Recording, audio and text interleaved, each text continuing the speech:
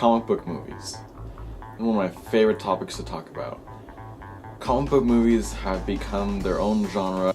You can't go 1 year pretty much without a comic book superhero movie coming out. We have, of course, the Marvel Cinematic Universe, Iron Man, Hulk, Thor, the Avengers, all of them. We have Spider-Man, we have DC, we have the Man of Steel movie, the Dark Knight trilogy directed by Christopher Nolan. We have Batman v Superman, Dawn of Justice coming out next year, or almost next year,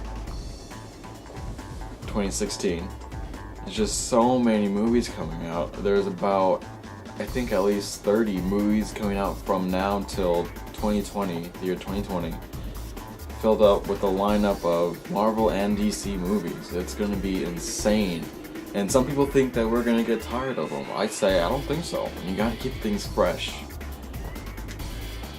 Because if you don't keep it fresh, things will get stale and people will get tired of them. And Hollywood will be losing big money there. So what I really want to talk about was the difference between dark movies and light movies. Two examples I like to use are the Dark Knight trilogy and Guardians of the Galaxy. The Dark Knight trilogy. Batman Begins came out in 2005 and reamped and brought back to life Batman. It didn't exactly do what Scream did to the horror genre in 1996, but it did bring back Batman with the darker, more intense feel to it. Now we can say The Dark Knight, however, the sequel, did do that. It brought back Batman to the light, or the dark, shall I say. With Joel Schumacher's Batman and Robin and Batman Forever, yes, I said those out of order, we got a campier, more kid-like feel for the Dark Knight. With Christopher Nolan's Batman Begins, he brought pretty much Miller's vision from comic book to screen. And a lot of people, they're kind of iffy on Batman Begins, but I think it's a good movie. Dark Knight is great. It's outstanding.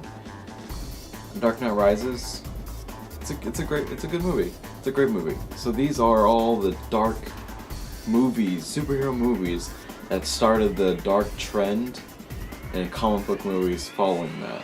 Guardians of the Galaxy is not the first, but I would say it is the most noticeable in society for being the one to differentiate from that dark and gritty tone to the light and fun and colorful movie.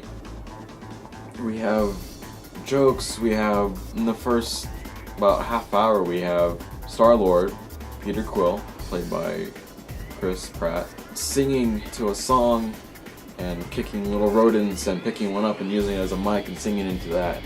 I mean, you can't tell me that's not any different from, say, The Dark Knight. It is. This is a light and fun movie, and that's what comic book movies should be. They should be fun and colorful and bright. Like the first Spider-Man 1, my favorite superhero movie of all time. Very high up there on that favorite movie list. These are what movies should be. The superhero movie, this is what they should be. We have the ones that should stay dark and the ones that should stay light. Amazing Spider-Man, while I think it's a good movie, I think they took a bad turn in there trying to make him dark. Amazing Spider-Man 2, they fixed that. He was fun and he was giving out those one-liners and everything we love about Spider-Man. Batman should stay dark. He shouldn't go back to campy. While I don't crap on the movie Batman and Robin as much as other people do, but I'm not saying it's a good movie. I'm not saying that at all, but I had fun with it. There is a difference between a bad movie that is boring and is unwatchable and a bad movie that is still fun to watch and you can still have a good time with it. I'm just going to give one example of that before I go off on a tangent here. Freddy's Dead: The Final Nightmare.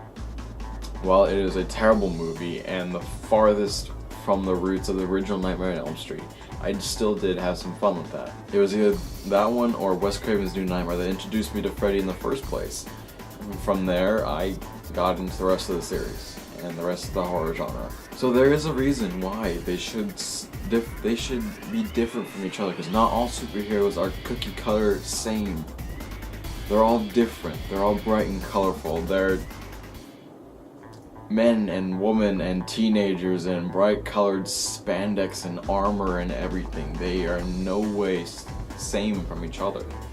Batman should be dark. Superman should be lighter. But Spider-Man should stay light, definitely. Guardians of the Galaxy is a good example of a fun comic book movie that has been brought back.